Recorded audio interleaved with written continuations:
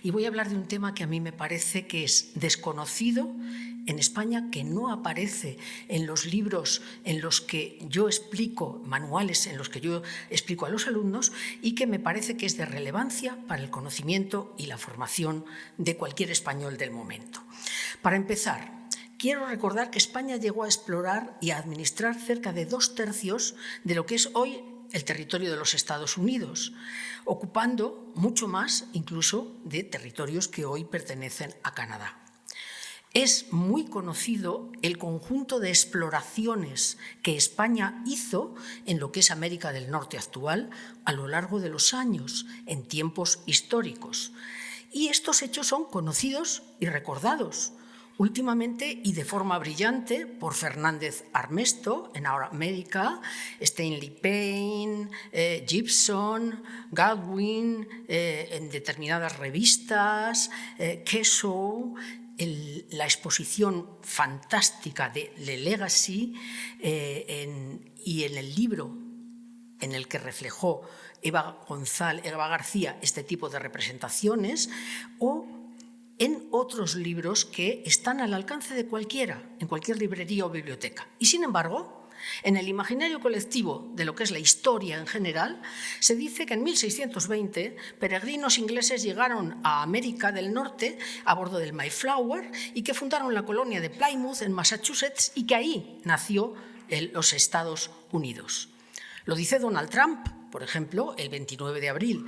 Era el 418 aniversario del primer desembarco de los peregrinos en los Estados Unidos y que ahí, hace 418 años, 100 hombres completaron una agotadora travesía en este primer desembarco de europeos en los Estados Unidos. No, señor Trump, no.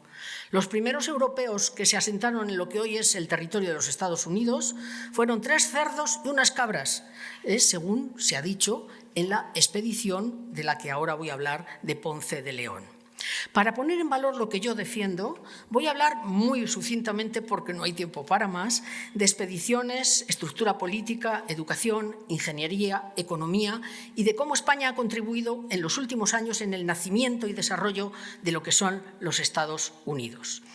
En cuanto a las expediciones, todo viene derivado del Tratado de Tordesillas, matizado después cuando se descubrieron las Islas Molucas en el Tratado de Zaragoza. Se dividió el mundo en 2 partes, como se sabe, y para lo que es el continente americano, la línea de división de tratado y de tratamiento de Portugal y Castilla dejaba a todo lo que es América para el hemisferio español y su explotación o descubrimiento.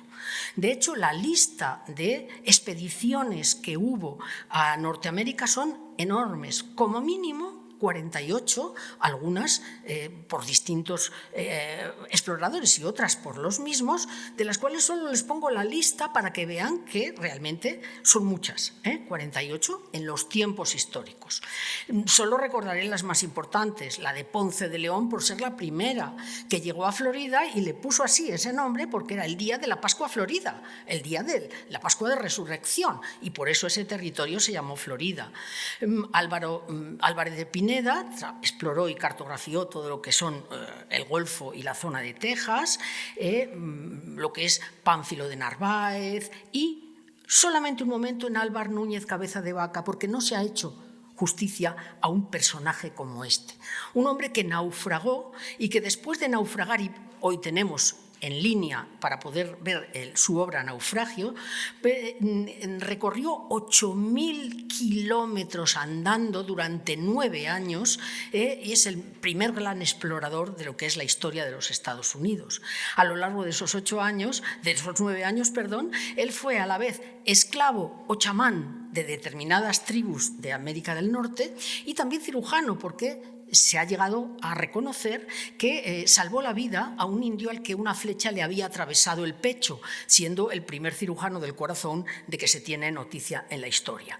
Otros importantísimos fueron Pedro Menéndez de Avilés, que fundó la ciudad de San Agustín, tan importante, o, por ejemplo, el salmantino, que tiene un medallón en la plaza, Vázquez de Coronado, que exploró Arizona, Nuevo México, Texas, Oklahoma, Kansas, tiene varios nombres Coronado dentro de Arizona o de Kansas, precisamente en honor a su nombre, y que acompañó al que en su expedición iba el que descubrió el Gran Cañón del Colorado. El grandísimo Hernando de Soto, que parece mentira que pudiera llegar a explorar todos estos territorios, primero en América del Sur y después en el centro de Nicaragua y después toda la zona de Mississippi y Kansas, ¿no? Recorriendo todos estos espacios que en el mapa se reflejan. Tristán de Luna, que fundó muchas ciudades, entre ellas 3 muy importantes, Pensacola, Cozal o Port Royal, Marcos de Niza, que llegó a la ciudad legendaria de Cíbola, Juan de Oñate o determinadas expediciones que hubo por la costa de California. Incluso algo que no se suele reconocer es que España llegó por primera vez a Hawái y no el capitán Cook, como se ha dicho en el siglo XVIII. En 1542 fue Ruy López de Villalobos el primer español que enseñó algunas palabras que se conservaban cuando llegó en el siglo XVIII el capitán Cook. El capitán Cook que llegó ahí porque usó una cartografía robada en Manila por los ingleses, que le permitió hacer sus grandes descubrimientos en las grandes exploraciones que hizo en el siglo XVIII. Pasando al segundo aspecto, estructura político-administrativa, la verdad es que todos aquellos territorios en los que España iba explorando y asentándose eran parte del Reino de Castilla. España se organizó en todo lo que dependía de España por reinos, virreinatos, capitanías generales y provincias. Y lo reconoce Manuel Rivero, que es uno de los grandísimos expertos en la historia política de ese momento. Reinos, de manera que todo aquello era como Aragón, Castilla, Cerdeña, Nápoles, el reino de Nueva España, al que pertenecían todos estos territorios. Y ojo que digo reinos, no estoy diciendo colonias. El sistema colonial era algo diferente. El sistema colonial explotó económicamente un territorio y lo hacía teniendo a los aborígenes sin protección, sin cargos públicos, sin autorización para el comercio y la minería, sin sistema educativo ni sanitario, sin fomentar ciudades, literatura, ciencia, cultura, colegios, universidades, sin igualdad jurídica entre aborígenes y colonizadores y sin mestizaje. Hasta tal extremo llega esto que es curioso que mis compañeros que explican historia colonial de España no saben que la palabra colonialismo no existía en el idioma español. No existió hasta el año 1970. Porque fue una especie de neologismo que historiadores ajenos a la historia de España usaron para definir lo que no sabían cómo explicar de la historia de España, reflejando en sus libros lo que habían hecho sí sus naciones de origen, Inglaterra, Bélgica, Francia, etc. La palabra colonialismo no existió en español hasta 1970. ¿Y cómo eran los reinos? Pues los aborígenes eran súbditos, igual que cualquier otro, y todo se organizaba en función de leyes con inspección y control de esas leyes.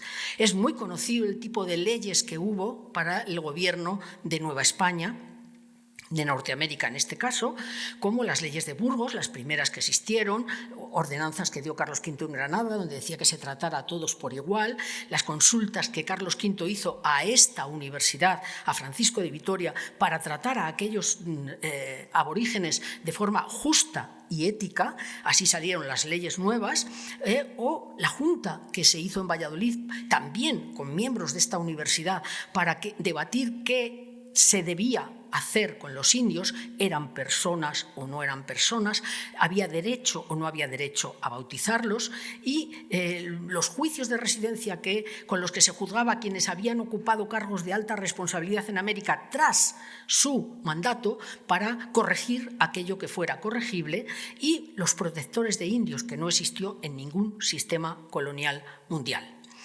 Tan preocupados estuvieron los reyes españoles por el control legal de aquellos territorios tan lejanos que, aunque algunas barbaridades evidentemente se hicieron, empezando por Cristóbal Colón, que cruelísimamente cortaba manos y pies a aquel que no le satisfacía y cogió a miles de esclavos hasta que la reina se enteró y dijo: ¿quién es este hombre para esclavizar a mis súbditos, devolviéndolos a América? Como que en las leyes de Indias observamos que hay cosas que no han existido en ningún sistema colonial nunca. ni siquiera hoy en el siglo XXI. Había protección de menores, había un trabajo de 8 horas diarias como máximo, 200 años antes que en Inglaterra. Las embarazadas a partir del 4º mes no podían hacer trabajos forzados y no lo podían hacer hasta que el niño tuviera 3 años. Un trato humano y justiciero para todos los obreros y un salario en dinero cada semana a todos los que trabajaran. Esto es la deriva de lo que resultó la Escuela de Salamanca y su pensamiento volcado en las leyes que les acabo de resumir sucintísimamente. Esta universidad provocó un intenso debate religioso, jurídico y económico sobre cómo se debía tratar a las Indias, y Francisco de Vitoria, desde este mismo edificio, defendía lo que desde la puerta del convento de San Esteban se expandió por el mundo. Y es el concepto de derecho natural y de derecho de gentes, que fue reelaborado por Francisco de Vitoria y después sus seguidores, hoy llamados Escuela de Salamanca. La soberanía la tenía el pueblo. ¡Ojo! Estoy hablando de 1538. La soberanía, el pueblo en aquel momento histórico. Y esto se reflejó en la condición jurídica de los indios, que eran personas súbditos de la monarquía, el derecho que tenía el rey a disfrutar de esos justos títulos de propiedad sobre aquellos territorios. En la visión del rey eran justos títulos de propiedad sobre América porque se debían a una bula, a un conjunto de 5 bulas que en el año 1493 había dado el Papa para la conquista de América. De manera que esto representaba un derecho legal en aquel momento de propiedad absoluta de aquellos territorios. ¿Y cuáles eran las condiciones de una guerra justa? Por eso, en esta Universidad de Salamanca está el germen de lo que con el tiempo serían los derechos humanos y el derecho internacional. Y precisamente por eso Francisco de Vitoria tiene una representación iconográfica en la sede de la Organización de las Naciones Unidas de Nueva York, porque no es casualidad y es algo excepcional el hecho de que estas teorías se materializaran en lo que Esteban Mira Caballos nos resume. Los indios eran considerados personas y súbditos y podían ejercer cargos públicos, abrir negocios, curarse en el mismo hospital que los españoles sin pagar nada, se les reconoce la nobleza cuando la tenían, escriben en sus lenguas nativas al rey, que le contesta en sus lenguas nativas, y cuando llegan a España a protestar por algo, el rey les recibe los primeros y le da una renta para que vivan en España hasta que vuelvan a América o mientras se mantengan en estos territorios. Y algo completamente excepcional que no ha pasado nunca antes en la historia de la humanidad.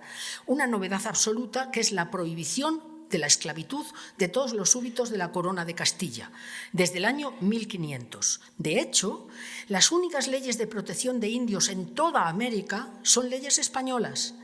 Cuando se independizaron aquellos territorios a partir de 1821, todo lo que es el sur, América del Sur, fue el mayor proceso de desaparición de las etnias de los aborígenes.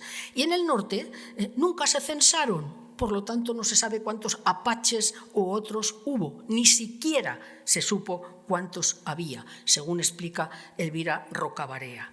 Es más, es que en la historia de la esclavitud, España fue no solo pionera en prohibirlo, sino que desde el año 1680 se dictó una norma por Carlos II en que todo esclavo que logre evadirse de las plantaciones inglesas o holandesas y consiga llegar a la Florida adquirirá la Carta de Naturaleza, de manera que hay un fuerte, el fuerte Mosé, donde se recogían los esclavos que habían sido huidos de otros lugares y se les daba la Carta de Naturaleza como españoles, como cualquier otro.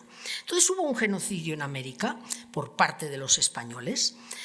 Gran Bretaña y después Estados Unidos acabaron con el 98% de la población nativa y el resto se confinó en reservas. Reservas, Colorado, Nuevo México, que curiosamente tienen nombres españoles.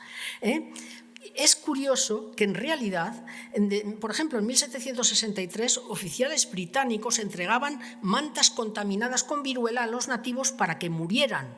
una guerra biológica. Y esto lo documentan no los españoles, sino los propios ingleses. También les puedo nombrar lo que aparece en un diario de Winona, la recompensa estatal por cada indio muerto en los Estados Unidos se ha incrementado a $200 por cada piel roja enviada al purgatorio. ¿Quién hizo el genocidio? ¿España o Inglaterra? En el año 1845, por ejemplo, en California, había 150.000 indios y en 1870 había 30.000. De hecho, España recompensó y reconoció la condición jurídica de todos los españoles, y la Constitución de 1812 decía: la nación española es la reunión de todos los españoles de ambos hemisferios, todos súbditos del mismo rey. Mientras que, por ejemplo, en 1810 en España hubo elecciones en los pueblos indios para ser representados en las Cortes de Cádiz. En Estados Unidos, la posibilidad de participar nativos en la vida política fue tardía, limitada y ya en el siglo XX. Si observen cómo se han conservado las tribus nativas hoy en el mundo. El 98% en Honduras, vean en Ecuador, en México, y vean la diferencia con el porcentaje de nativos hoy en Canadá o en Estados Unidos. Es Inglaterra, y no España, la que ha sido un imperio depredador. Y si hablamos de cuestiones de educación, cultura y ciencia, España, por las bulas alejandrinas, estaba obligada a cristianizar. Y muchos de los que fueron, aparte de buscar oro o buscarse la vida, como hace cualquiera que viaja hoy día por motivos económicos, la verdad es que se esforzaron en enseñar a través de catecismos, de gramáticas, de vocabularios, de confesonarios. Pero esto ha permitido no solo que existan las primeras gramáticas de lenguas indígenas, de 14 lenguas indígenas, antes que existiera la gramática del inglés, por ejemplo, y que además el español se haya convertido en un idioma que hoy hablan 560 millones de personas. En los Estados Unidos, si eras negro, no podías entrar en escuelas o universidades. Aquí está el primero que logró ser admitido en la Universidad de Oklahoma, en 1948, o en la Universidad de Mississippi, en 1962. En cambio, en España, en la península ibérica, la cátedra de gramática latina de la Universidad de Granada desde 1556 la ocupaba un negro africano que recibió varios nombres: Juan Latino, Juan de Sesa, y ha escrito su historia una norteamericana, no estoy hablando de una española. España se preocupó mucho de la educación de los aborígenes. Por ejemplo, en Filipinas había en 1876 nada menos que 175.000 alumnos aborígenes pagados con escuelas, uniformes, comida y profesores pagados por España. España permitía que las mujeres pudieran ser lideresas, cacicas, y el libro que les estoy poniendo no lo ha escrito España, está publicado en Oklahoma por personas inglesas en el año 2021. Los españoles cartografiaron todo lo que visitaban. Los españoles recogían muestras, estudiaban. Vean la deriva que hubo de la expedición de Malaspina, o de la Real Expedición Botánica de Nueva España, dirigida por Martín de Sessé, que nada menos recogió 797 géneros, 1.327 especies de plantas con semillas, más otras criptógramas, aparte de recoger montones de ejemplares de aves, peces, insectos, anfibios, reptiles, etc. No era mentira lo que decía Humboldt cuando habla de que ningún gobierno ha invertido sumas mayores para adelantar los conocimientos de las plantas que el gobierno de España. 3 expediciones botánicas de Perú, Nueva Granada y Nueva España han costado muchísimo dinero, decía, y han enriquecido los dominios de la ciencia con más de 4.000 nuevas especies de plantas. España fue la primera que, después de descubierta la vacuna de Jenner contra la viruela en el año 1796, se apresuró en 1803 a llevar esa vacuna por todo el mundo, empezando por América. La expedición Balmis, famosísima, es una de muchas que llevó España. Y España volcó allí todo lo que tenía aquí, por ejemplo, su calendario celebrativo y la forma de contar el tiempo y la vida de la gente. Es la primera vez que hay una sincronía global de todos los hemisferios. Y por eso, siguiendo el calendario cristiano, se celebró allí la primera Navidad. En el año 1539, Hernando de Soto lo celebró en un pueblo que está en Florida, al lado lo que era en un pueblo apache llamado Anaica, que hoy se conserva como centro histórico importante. También se celebró el primer Día de Acción de Gracias. Es falso que lo celebraran los ingleses por primera vez. Los españoles lo celebraron en 1565 en la ciudad de San Agustín, con Pedro Martínez de Avilés, y en la ciudad de San Elizario, en Texas, en el año 1598, de lo que tengamos conciencia clara. Es probable que durante todos esos años se siguiera celebrando. En España, la ley permitía matrimonios mixtos desde el año 1503. La ley de 1514 era indudable. Los indios e indias pueden casarse con quien quieran, ya sean con indias, con naturales, ya sean españoles o ya sean de cualquier raza o nacionalidad. Y esto 464 años antes de que se permitiera en los Estados Unidos, cuyos matrimonios mixtos estuvieron prohibidos hasta el año 1967. De hecho, en España, allí se celebró el primer matrimonio cristiano interracial que hay registrado, el de el herrero Miguel Rodríguez y la negra criada que se llamaba Luisa Abadengo, procedente de Sevilla. Y España también llevó toda la ingeniería, tecnología y arquitectura que tenía.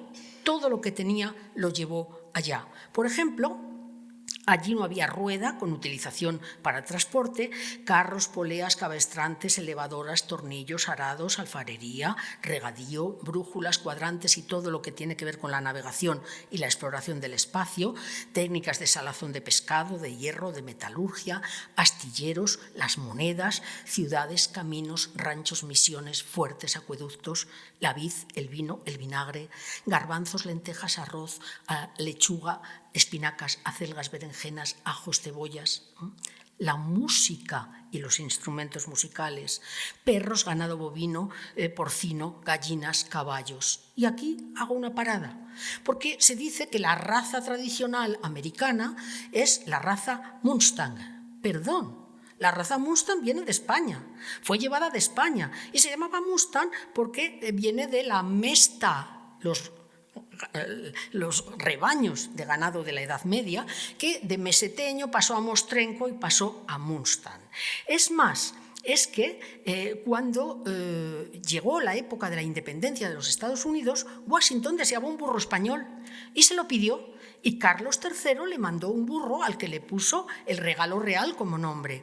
Este burro es el padre de todas las mulas norteamericanas.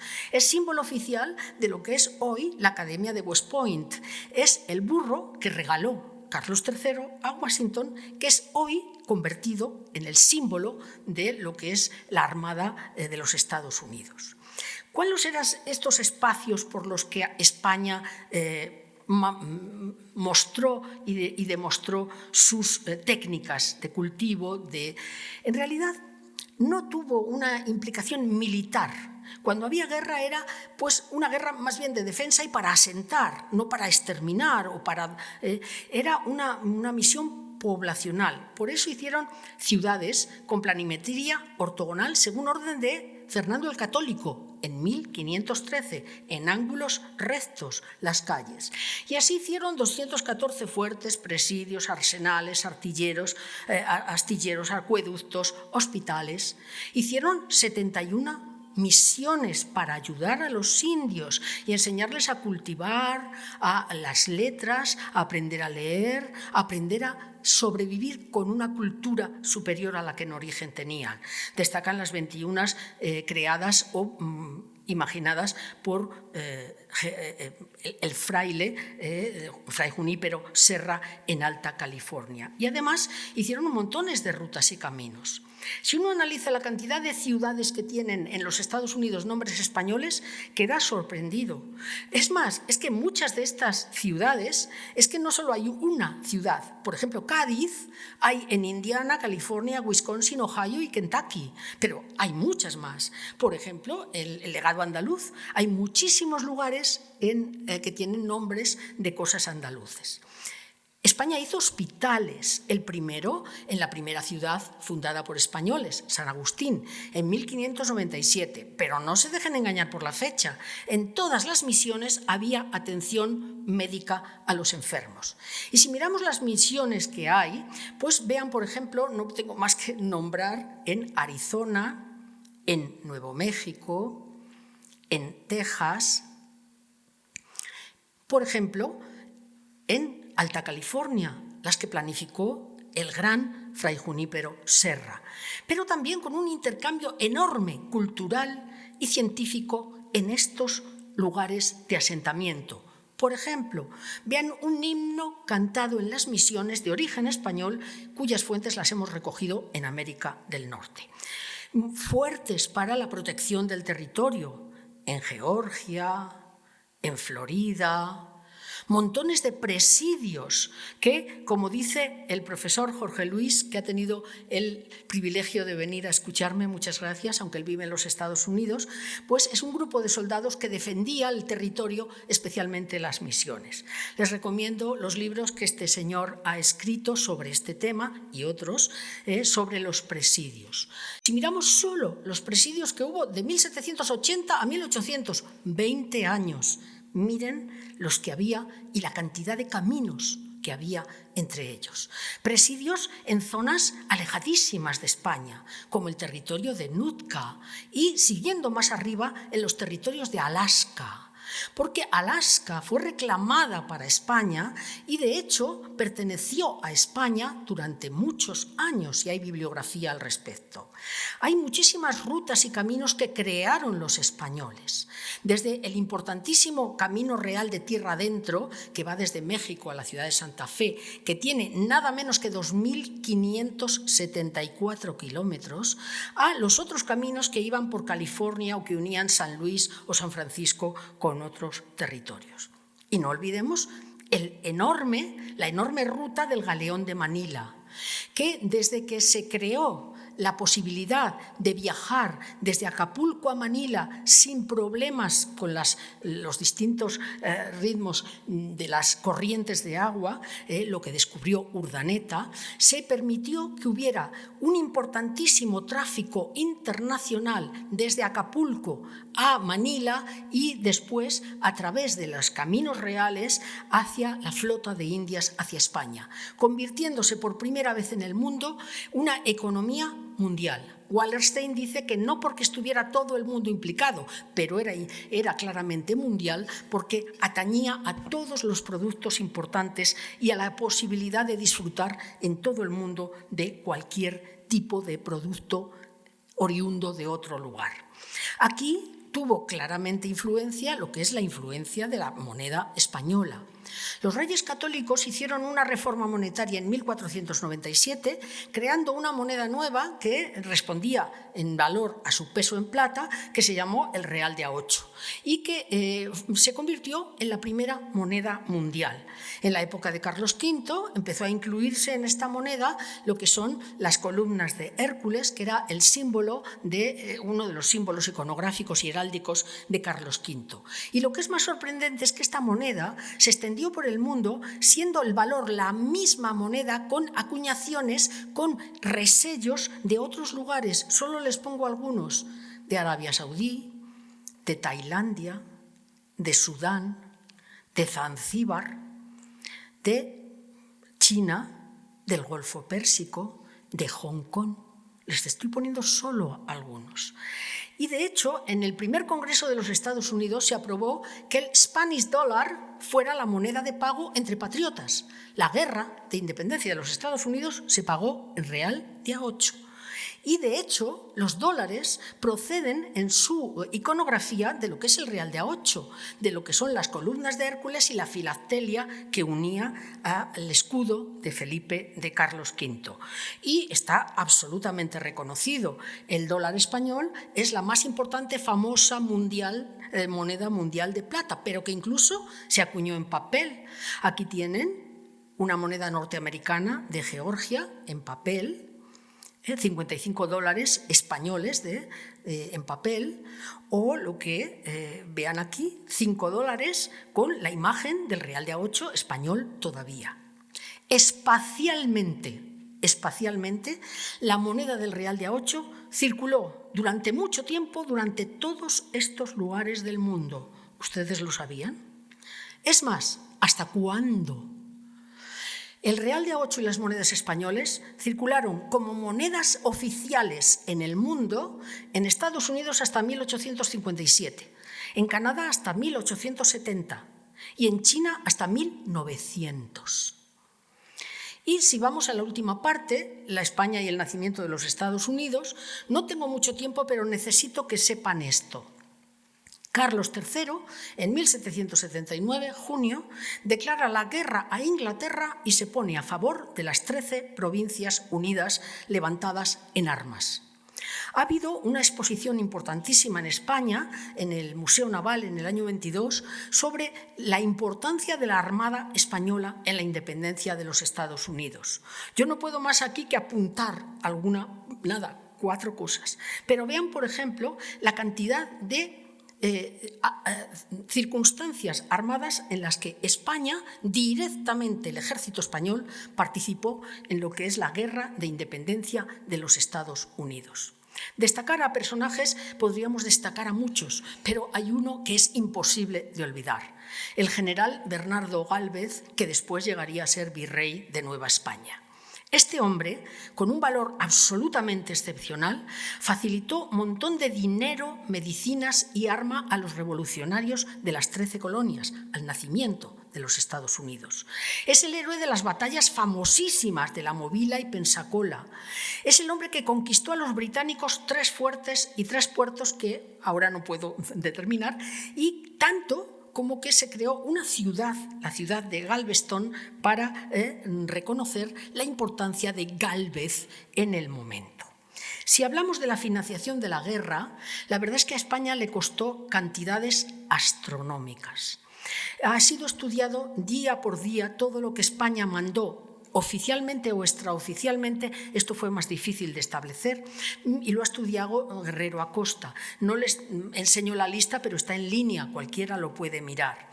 Pero la inversión que hizo España en ayuda a los patriotas de Estados Unidos, tanto por Chávez, que es un gran experto en la historia de la independencia de los Estados Unidos, como Guerrero Acosta, sabemos que España hizo un préstamo de 3 millones de pesos a los revolucionarios norteamericanos entre 1775 y 1781, solo en esos 6 años, 3 millones de pesos, que si aplicamos el 5% de interés al día de hoy, representan a día de hoy 3 billones de dólares que todavía le debe Estados Unidos a España, que nunca le ha pagado, porque se hizo en concepto de préstamo. Habrá que recordárselo a Donald Trump.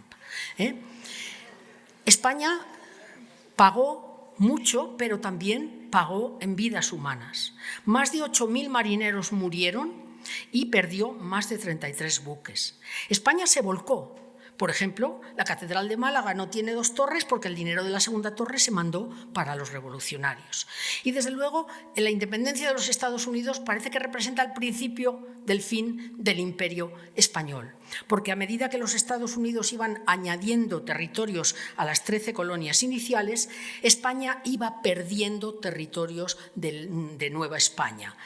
Uno de los hechos puntuales es el famosísimo Tratado de Guadalupe Hidalgo de 1848, en que ya un México independiente de España vendió, entre comillas, la mitad de su territorio a Estados Unidos, de manera que lo que era el Imperio Azteca y había llegado a ser el Virreinato de Nueva España quedó confinado a lo que hoy es México después de este Tratado de Guadalupe Hidalgo. En el cine, Hollywood se ha encargado de crear falsas verdades, tergiversa la historia y nos acompaña en las películas como si de un relato real hubiera. Y todo habla de españoles que son asesinos, ladrones. Es algo increíble, tanto en 1492, en Bailando con Lobos, Elizabeth, Pocahontas, Piratas del Caribe. Y la verdad es que la realidad era muy distinta a la que muestran estas películas de Hollywood. La manipulación de la memoria pues, hace que no podamos entender que es que incluso el indio Jerónimo iba en un descapotable. Esto no se lo pueden imaginar, y esto lo cuenta Rocabarea y otros. Es decir, que hemos ido del reconocimiento al olvido. Y digo del reconocimiento porque George Washington, el primer presidente de los Estados Unidos, cuando se confirmó la Constitución, el mismo día compró el Quijote. Y cuando juró el cargo de presidente, encargó al barco de Bernardo Gálvez, al Galveston, que disparara las 13 salvas en honor y homenaje a lo que España había contribuido a esa independencia. El tercer presidente de los Estados Unidos decía: el idioma español es el de gran importancia para los americanos. Nuestra conexión en España ya es importante y lo será mucho más. La historia de los Estados Unidos se escribe en español. El 35 presidente decía: demasiados americanos piensan que América fue descubierta en 1620 con los peregrinos protestantes ingleses. Se olvidan de la formidable aventura que tuvo España durante 2 siglos antes. El presidente Lyndon Johnson decía: es para mí un orgullo participar en el esfuerzo por recordar en los Estados Unidos el rico legado de nuestra cultura de España. De hecho, él fue profesor de español antes de haber sido presidente. O Richard Nixon, que decía: los norteamericanos debemos mucho a España, estamos en deuda con el pueblo español, con el legado de la cultura, y tanto, 3 billones de dólares. Y Ronald Reagan: los ciudadanos de California agradecemos la avanzada cultura hispana que existía en nuestro estado antes de que fuésemos Estados Unidos, una deuda que jamás podremos pagar. La importancia de los españoles en Estados Unidos es tal como que hay un español en las figuras representadas con escultura en el Capitolio. Fray Junípero Serra está en el Capitolio. Y también hay un cuadro de Bernardo Gálvez en el Capitolio de los Estados Unidos. Casi nadie sabe que Obama nombró ciudadano honorario de los Estados Unidos a Bernardo Gálvez en 2014. Pero ha habido una especie de borrado de la importancia de España en la historia de los Estados Unidos. Borrado que a veces ha sido institucional, desde arriba. El 25 presidente de los Estados Unidos pues se ha descubierto en el año 2023 que puso a la venta un documento que ordenó eliminar todo vestigio que hubiera de España en los archivos de Puerto Rico. Y lo que al principio era, lo que en 1892 se hizo para todos los Estados Unidos como el Día de Colón, nombrado por el 23 presidente de los Estados Unidos, y que se convirtió en la fiesta nacional de los Estados Unidos en 1934, empezó a decaer cuando Hugo Chávez abolió para su territorio, Venezuela, el Día de la Raza, convirtiéndolo en el Día de la Resistencia Indígena. El mismo Chávez que se negó a celebrar el Día del Descubrimiento. De hecho, en 2014, estas derivas fueron en que 10 universidades, 8 estados y 130 ciudades de Estados Unidos cambiaron el Día de Colón por el Día de los Pueblos Indígenas. Y empiezan a haber ataques a los símbolos de España. Se destruyen y se humilla la historia de España, se borra. Es curioso, pero yo creo que los norteamericanos no saben que hasta la Coca-Cola es española. La Coca-Cola fue inventada en 1886 por un farmacéutico, mentira cochina. Fue una fórmula de un pueblo de Valencia, de Aielo, de Marferit, donde se hizo y se vendió la patente a ese farmacéutico que figura. De manera que, en conjunto, y para terminar, nosotros tenemos la responsabilidad de reivindicar la verdad. Y si no la sabemos, no la podemos reivindicar. El poder está en la verdad, el presente y el futuro. Y tenía razón nuestro concejal de Cultura y Turismo de Salamanca, porque la enorme importancia que tiene y ha tenido la lengua nos permite buscar un futuro unido o convergente mayor. Es la única lengua que se ha mantenido con el mismo tipo de gramática durante todos estos siglos, mientras que el inglés, el francés, se ha derivado en distintas formas de hablar e incluso en distinta gramática en distintos lugares. Aquí no, la Academia de la Lengua Española ha mantenido el mismo criterio lingüístico en toda España. Y por eso este libro que acaba de salir de Carlos Leáñez, ¿Por qué el futuro es hispano?, reivindica la enorme importancia que tiene el idioma español y la historia española para que los españoles dejemos de tener esta falta de memoria histórica que están empeñados en meternos algunos políticos, ¿no? No sé si consciente o inconscientemente. Termino, pues, diciendo que, por favor, recordemos y difundamos los valores y los méritos que España ha tenido en la historia de los Estados Unidos. Muchas gracias.